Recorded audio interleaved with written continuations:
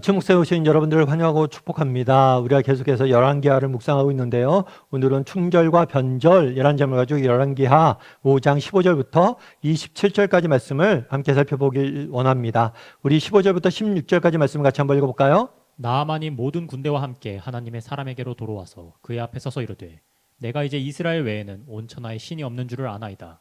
청하건대 당신의 종에게서 예물을 받으소서 하니 이르되 내가 섬기는 여호와께서 살아계심을 두고 맹세하노니 내가 그 앞에서 받지 아니하리라 하였더라. 나아만이 받으라고 강권하되 그가 거절하니라. 예, 나아만은 유대인이 아니죠. 아람 왕국의 군대 장관이었어요. 그런데 이 사람이 문둥병에 걸려 있었습니다. 그런데 이 문둥병에 걸려 있었는데 포로로 잡혀왔던 어린 소녀의 권유를 듣고 엘리사를 찾아가죠. 그래서 엘리사가 요단강에 가서 7번 네 몸을 씻으라 라고 이야기를 합니다. 그러자 몸이 깨끗이 나았어요. 낫자마자 군대를 함께 이끌고 엘리사에게 다시 찾아오죠. 그런 다음에 뭘 표현하는 거예요? 그의 앞에 서서 내가 이제 이스라엘 외에는 온 천하에 신이 없는 줄 아나이다 라고 놀라운 신앙 고백을 하게 됩니다. 그러니까 하나님만이 참된 신입니다. 내 땅에 있는 신들은 가짜입니다 라고 고백하는 거예요. 그런데 이 신앙 고백이 놀라운 이유가 뭘까요? 그거는 나아만이 이방인이라는 거예요. 이거는 굉장히 열왕기하의 특징이기도 합니다. 열왕기하에 보면 이방인들이 종종 등장을 해요. 특별히 믿음이 좋은, 믿음이 있는 이방인들이 등장을 합니다. 그러면서 이들이 신앙을 고백하고 또 이렇게 하나님을 찬양하는 모습을 보게 돼요. 여기서 알 수 있는 건 뭘까요? 그것은 하나님의 복음은 모든 민족에게 열려 있다는 거예요.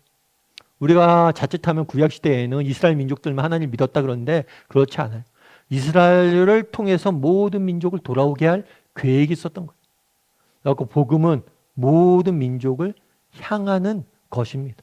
동시에 이것은 하나의 대비예요, 일종의. 왜 대비일까요?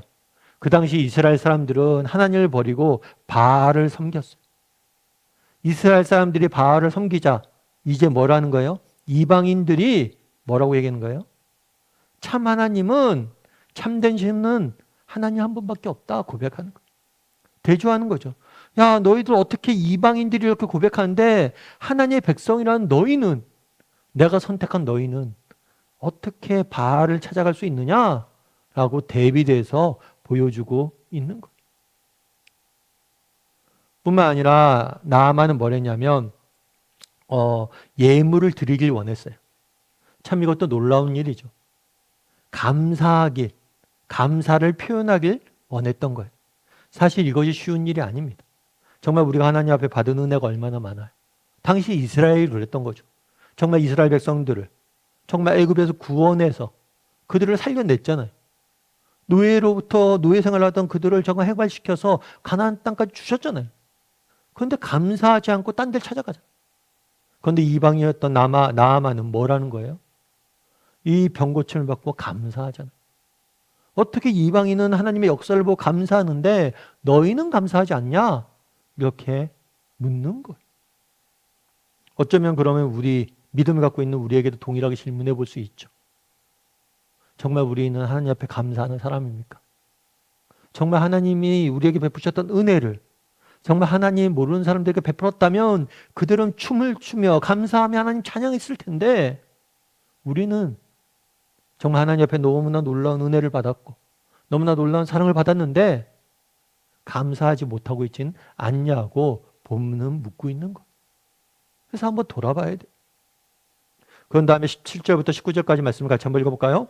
나아만이 이르되 그러면 청하건대 노새 2마리의 실을 흙을 당신의 종에게 주소서. 이제부터는 종이 번제물과 다른 희생제사를 여호와의 다른 신에게는 드리지 아니하고 다만 여호와께 드리겠나이다. 오직 한 가지 일이 있사오니 여호와께서 당신의 종을 용서하시기를 원하나이다.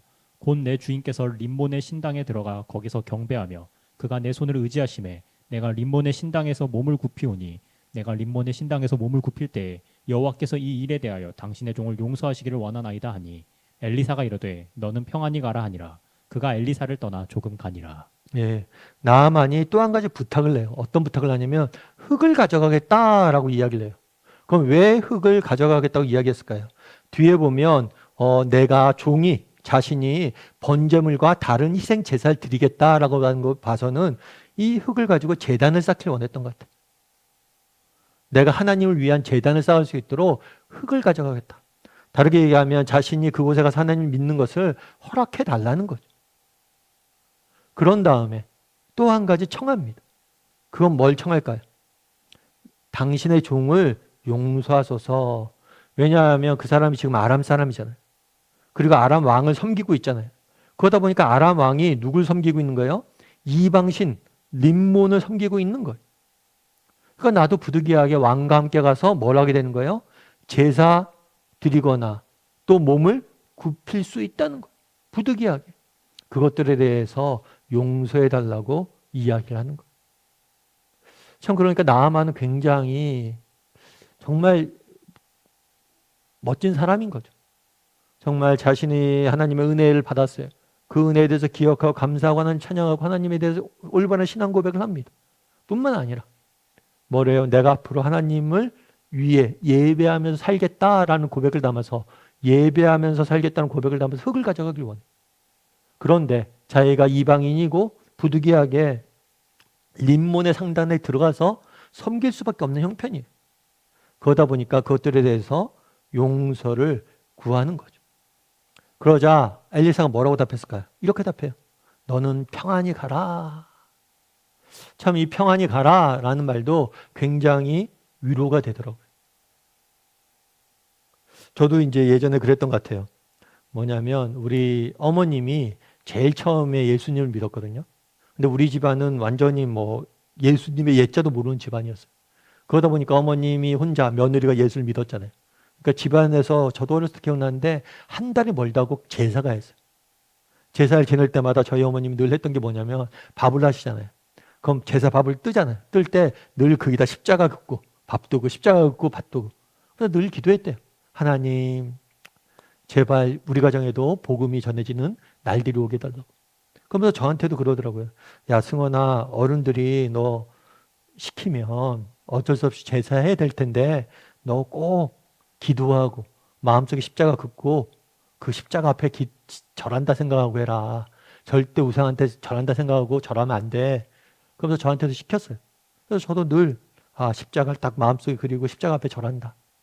이렇게 해서 할 수 있었던 거죠. 그렇게 하다가 나중에는 저희 어머님이 저기를 하셨어요. 더 이상 못하겠다고. 우리 제사 못 지낸다고. 그래서 어머님 제사 못 지내고 수건이도 안 보낸다고. 그랬어요. 그랬더니만 나중에 어른들이, 집안 어른들이 저희 어머님 안 부르시고 저만 몰래 불러서 그런 얘기 종종 하셨어요. 야 승원아, 네가 빨리 자라서 니네 엄마 저렇게 완강하니까 네가 자라서 우리 제사 다 가져가라. 너는 어머님 쫓아 그러지 말고 제사 지내라. 막 저한테 맨날 그런 얘기를 했어요. 근데 그 어른들의 말이 다 헛게 됐죠. 왜냐하면 제가 신학교를 갔으니까. 뭐 신학교 가서 목사 됐는데 제사 지내라고 할 수도 없었겠죠. 그런데 오늘 본문에 평안히 가라라는 말이 되게 마음에 와닿던 게 뭐냐면 아신다는 것. 뭘 아세요? 우리의 형편은 아시고 정말 하나님께서는 외형을 취하는 분이 아니에요. 우리의 진심을 취하는 분이세요. 때로는 우리가 직장 생활을 할 때도 때로는 부득이하게 우리가 조금 어쩔 수 없는 면들이 있잖아요.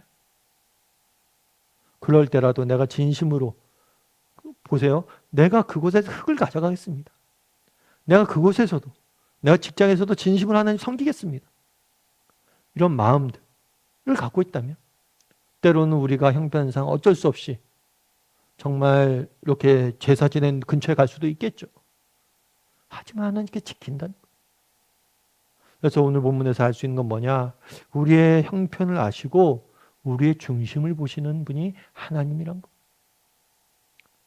그래서 우리가 정말 어떤 형편에 있든지 정말 진심으로 하나님을 섬기려는 마음만 있다면 하나님이 그것들을 기뻐 받으실 거예요.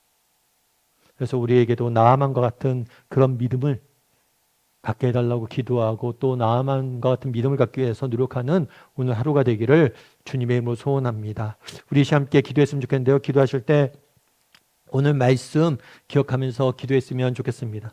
그날의 나아만이 정말 자기가 이렇게 고침을 받자 엘리사에게 와서 정말 감사를 표현하고 정말 하나님 앞에 감사를 표현하고 뿐만 아니라 정말 하나님을 예배하는 삶을 살겠다 어디서든지 내가 하나님을 예배하는 삶을 살겠다라고 고백하는 모습들을 보게 됩니다. 우리도 어디서든지 하나님을 예배하는 삶을 살고자 결단하는 사람이 되기를 기도했으면 좋겠습니다. 물론 그것이 쉽지가 않아요.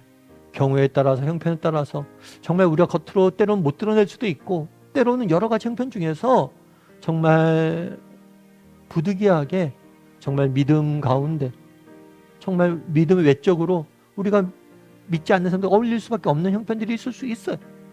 그럴 때라도 하나님이 우리의 중심을 보시고 우리의 삶을 인도하시고 우리에게 평안을 허락하실 거라는 것을 기억하고, 내가 정말 삶 가운데 하나님을 예배하는 사람이 되게 해달라고, 그리고 나의 형편을 아신 하나님께서, 내 형편을 아신 하나님께서 나를 도우시고 인도해 달라고 지한 목소리로 같이 기도하도록 하겠습니다. 같이 기도하시겠습니다.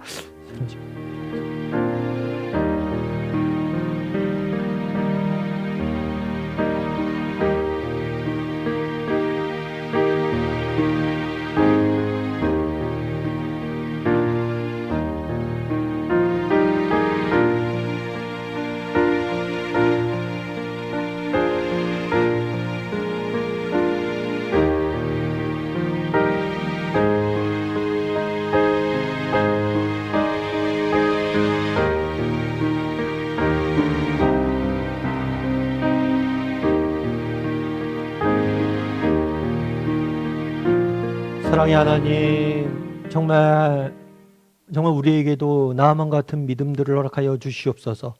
하나님 우리에게 베푸신 은혜에 대해서 감사하고 우리의 삶 가운데 어디서든지 하나님을 예배하는 사람으로서 살고자 결단할 수 있는 우리 모두가 될 수 있도록 주여 붙잡아 주시옵소서. 정말 하나님은 우리의 형편을 아시는 분이심을 믿습니다. 정말 때로는 우리가 정말 하나님을 섬기기 정말 힘들고 어려운 형편 중에도 정말 우리가 믿음을 지키기 위해서 노력한다는 사실을 누구보다도 잘 아시는 분이 하나님이심을 믿습니다.